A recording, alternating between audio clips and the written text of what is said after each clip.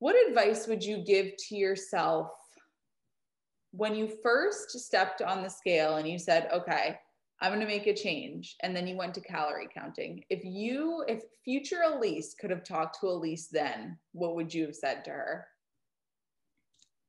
I would have said that I should ask someone for help.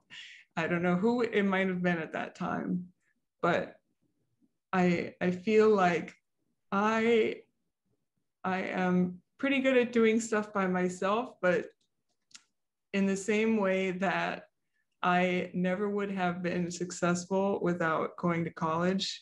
I needed assistance. I needed help to get there, even if I was doing all the work myself.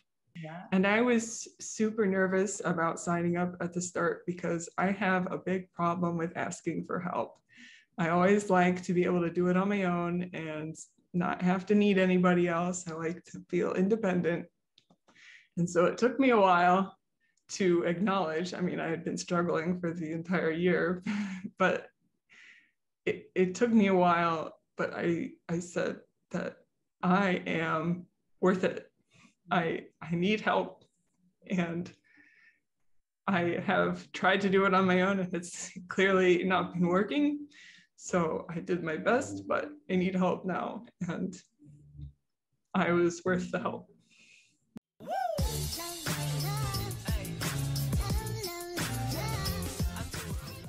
Hello, my honeys, it's Emmie. If you're new to the channel, welcome. My name is Emmie. I'm a nutritionist and the creator of the Slim on Starch program. If you want to join the Slim on Starch program, go to healthyemmie.org or just click the link in the down bar.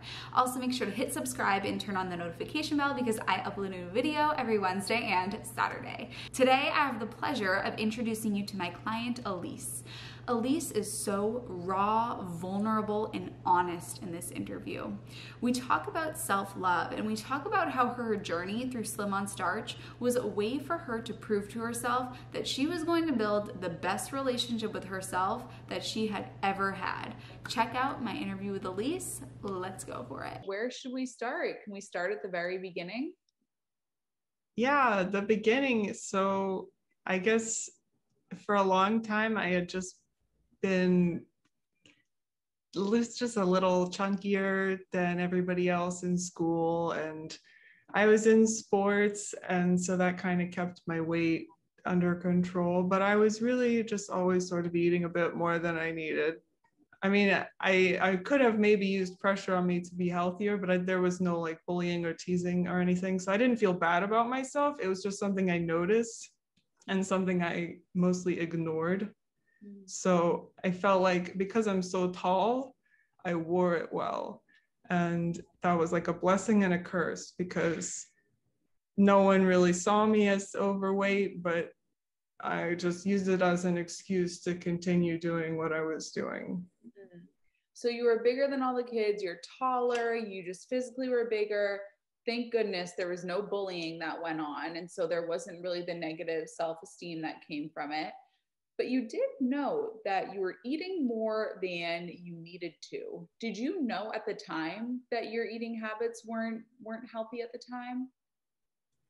Yeah, there were some situations where I would sneak food in. I would go to the cabinet when my parents were out and have 5 cookies when I knew I shouldn't have. And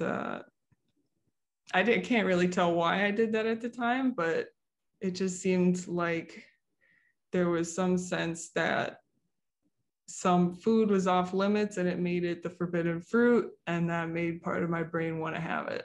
My parents were mostly quite nice about it. I know they worried about me a little, but didn't really try to bring it up to my face because they were also worried about making me insecure about myself. So they sort of just left me alone. And I don't know how much of my secret eating they ever knew about.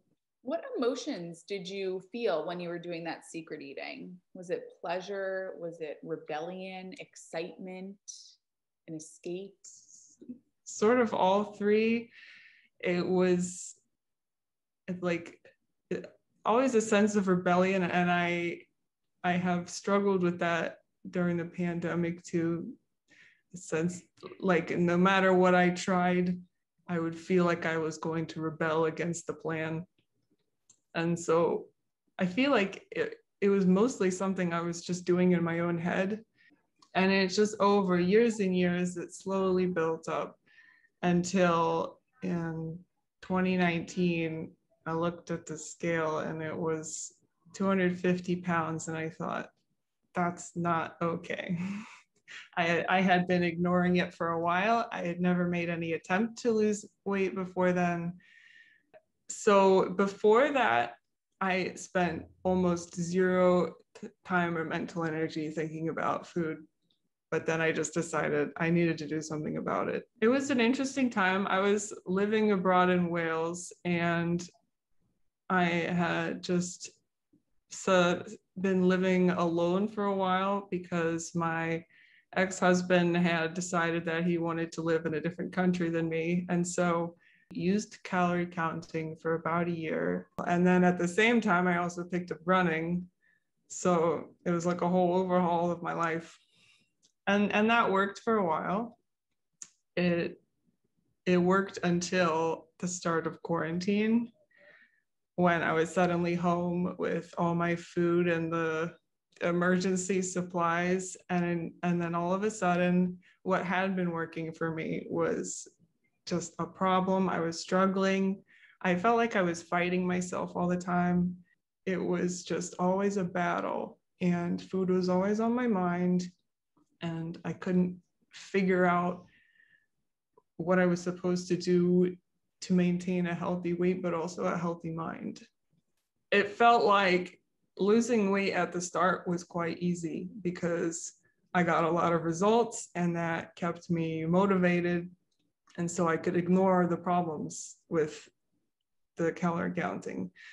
But once I became a healthy weight, then it's taking too much time. I'm thinking about it too often. What have I eaten today? What am I going to eat today? How much calories do I have left? Oh my gosh, I have to write down all of the ingredients in this recipe and then sort it out. And it was just such a drag. It was frustrating. And I was getting that feeling like, oh, I'm going to rebel against this because I can't stand it anymore. And so I would go on and off it during the pandemic. And it just felt like I was fighting myself. And I knew that it just had to go. I had to figure out how to live without it. And so I had been doing research about nutrition, and I thought that whole foods, plant-based diet seemed like the way to go for health and longevity, but I could never seem to make it the core of my diet. There was always something finding its way back into my house and into my mouth.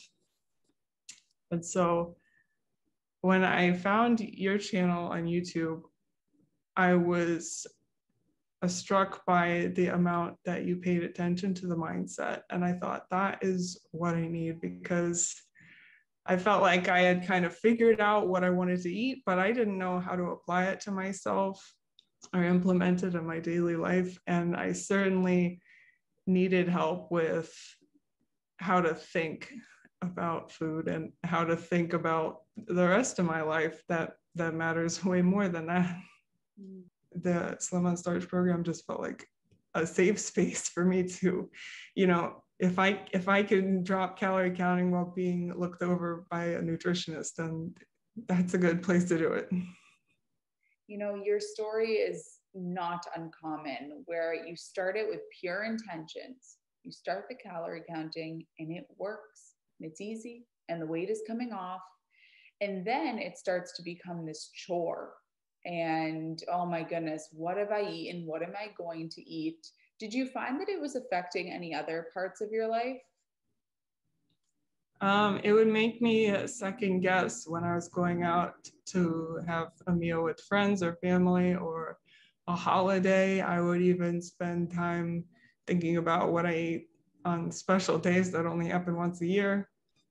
It would interrupt the time I was spending with my family and thinking about, the actual valuable time living my life. It was cutting into that. And how different that is from what we talked about at the beginning. When you were growing up, you said, yeah, I ate whatever, and perhaps I was bigger than the other kids, but I wasn't bullied for it, and it was fine. And then you get to this place where it's like, whoa, that's so not me. I'm in a different body. I have a different mindset. My mind is revolving around food. And so our work, our goal is to get it so that you can have sort of the best of both worlds, where you can be healthy and in a healthy body, but also get your mind back to being the real you and getting back to who you were before all of this started. Yeah.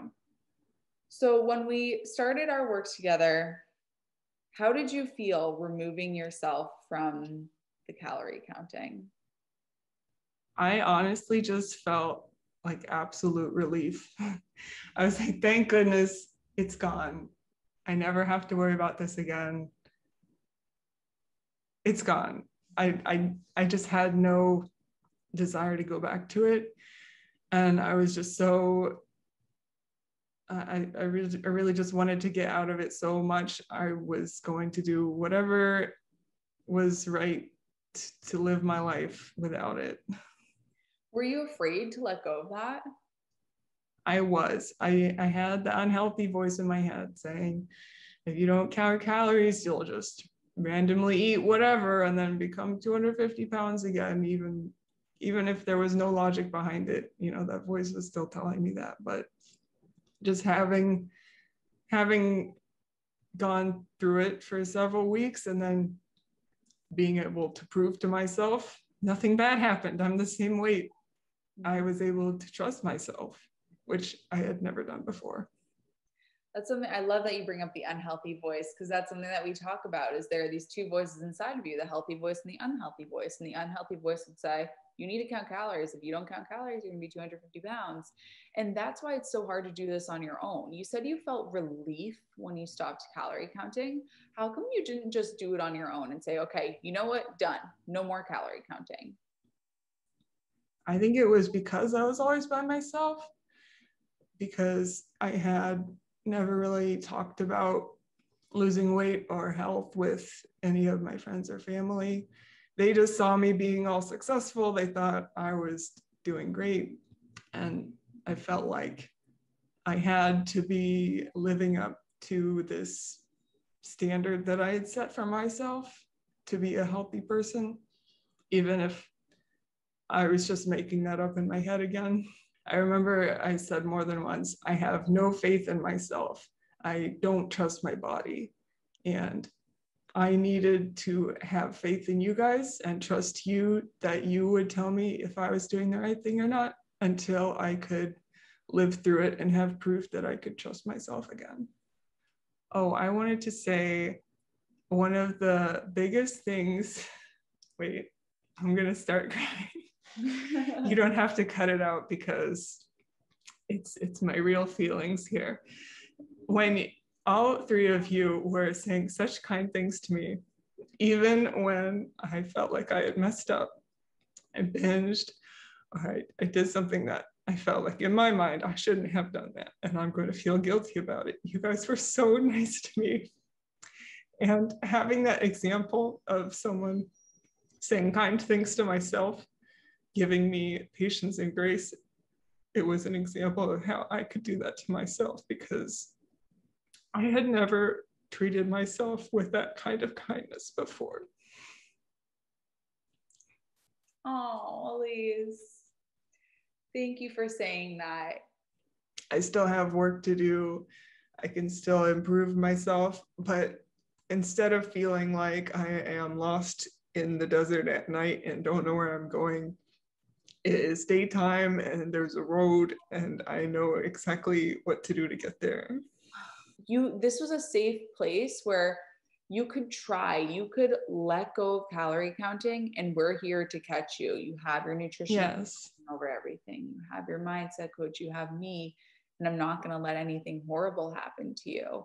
And that's what we tried to cultivate so that you could jump, because it requires a leap of faith. It does. But we're that safety net to make sure that you make it to the other side. That's exactly how it felt, because I started the program thinking I have another 5 or 10 pounds I could go down and be a little happier with myself. But I I went several weeks being about the same weight because, well, I wasn't perfect on the program, but I was actually quite happy. And I felt like I don't actually care about that anymore. I'm fine weighing the same weight because I had never actually learned how to be the same weight before. I had been going steadily up for quite a few years, and then I went down pretty fast, and then I was just going up and down again, and I never felt like I knew how to just stay the same. And so it felt like a calm relief that I could just find a place that I could be happy for a long time instead of always changing. Now, your relationship with food, how is it different now? What does it look like now? The way that I'm thinking about it changed so drastically. I definitely had the mindset of some foods are just bad, off limits foods, and I should never have them again. And if I do, then I've made a terrible mistake and I need to make up for it. And so I remember when I first talked to you, I said, I was on the binge end of the binge restrict cycle, but I, through the program, realized I had been doing a lot more mental restriction than I realized.